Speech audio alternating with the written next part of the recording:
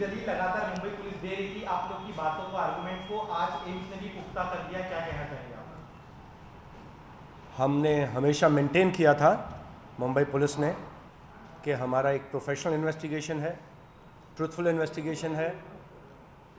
और जो हमारी कूपर हॉस्पिटल की टीम थी, हमारे फॉरेंसिक एक्सपर्ट्स थे, उन्होंने भी थोड़ा फॉरेंसिक एविडेंस को एग्जामिन करके अपनी फाइंडिंग दी थी, रिपोर्ट दी थी, और वो हमारे इन्वेस्टिगेशन का हिस्सा थी। और हमारा पूरा इन्वेस्टिगेशन हमने ऑनरेबल सुप्रीम कोर्ट से शेयर किया था, प्रोग्रेस ऑफ इन्वेस्टिगेशन। उस पर सुप्रीम कोर्ट ने ऑब्जर्व किया था दैट हमारे इन्वेस्टिगेशन में कोई फॉल्ट नहीं है, वो सेटिस्फाइड हुए हमारे इन्वेस्टिगेशन से। और ऑनरेबल सुप्रीम कोर्ट के आदेश के हिसाब से फिर हमने पूरी एविडेंस सीबीआई को हैंडओवर कर दी थी। और सीबीआई ने वो एम्स का जो पैनल है, सबसे हाईएस्ट बॉडी इंडिया में फॉरेंसिक एविडेंस को एग्जामिन करने के लिए, मेडिको लीगल एविडेंस को एग्जामिन करने के लिए एम्स है। और आप लोगों के मीडियम के माध्यम से ही हमें पता लगा है कि एम्स के पैनल ने भी ऐसी रिपोर्ट दी है कि जो हमारे कूपर हॉस्पिटल की, हमारे फॉरेंसिक एक्सपर्ट्स की और हमारी फाइंडिंग थी कि ये सुसाइड का केस है, उसको अपहोल्ड किया है। तो हमें फ्रैंकली इसमें कोई आश्चर्य नहीं होता।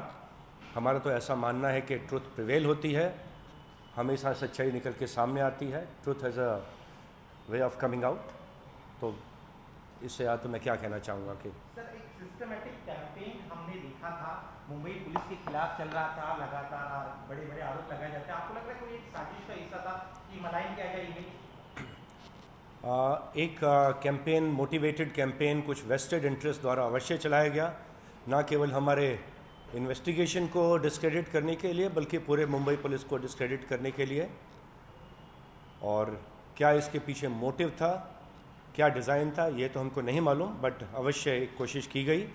लेकिन जैसा मैंने कहा कि ट्रुथ हमेशा प्रिवेल करती है। हमें हमारे इन्वेस्टिगेशन पे पूरा भरोसा था, अपनी सच्चाई पे पूरा भरोसा था, और सच्चाई सामने आके ही रहती है।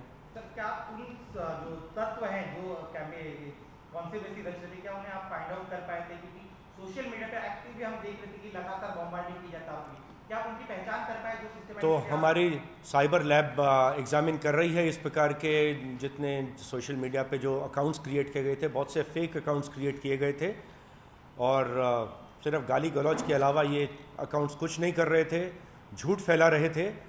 ऑलरेडी हमारी साइबर एक्सपर्ट्स इसको एग्जामिन कर रहे हैं, एंड जो इस प्रकार के फेक अकाउंट्स करके ऐसा एक कैंपेन चला रहे थे उनके विरुद्ध अवश्य ही कार्रवाई की जाएगी। और जो कुछ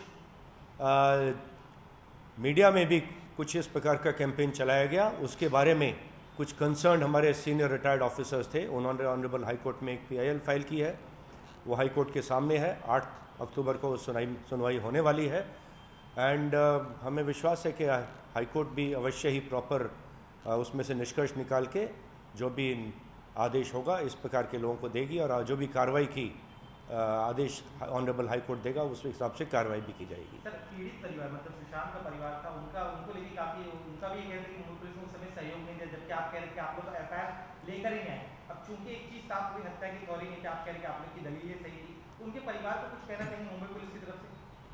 मैं यही कहना चाहूँगा कि 14 जून को ये घटना हुई थी, सिर्फ सुशांत सिंह राजपूत की मौत की जो घटना थी, उसके बाद 16 जून को हमने परिवार के सदस्यों की स्टेटमेंट्स रिकॉर्ड की थी, पिता की स्टेटमेंट, 3 बहनों की स्टेटमेंट, ब्रदर इन लॉ की स्टेटमेंट।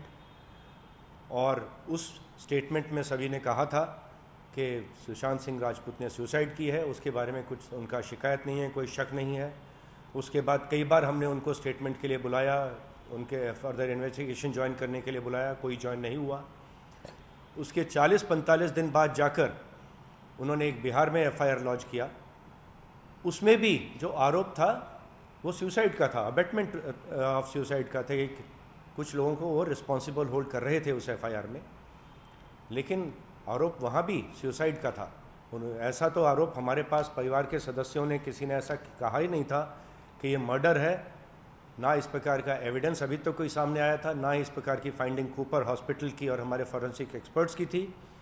और इसी प्रकार की फाइंडिंग जो एम्स की आई है, तो हमें इससे बिल्कुल आश्चर्य नहीं है, बिकॉज हमारा इन्वेस्टिगेशन भी पूरा ही प्रोफेशनल इन्वेस्टिगेशन था। आपने बताया कि मुंबई पुलिस की कुछ लोगों ने जानबूझ के बदनामी की है बदनामी की, क्या लगता है आपको इसके पीछे क्या है, पॉलिटिक्स है, क्या है, क्यों उन्होंने बदनामी की और अब किस तरह से कार्रवाई हो सकती है?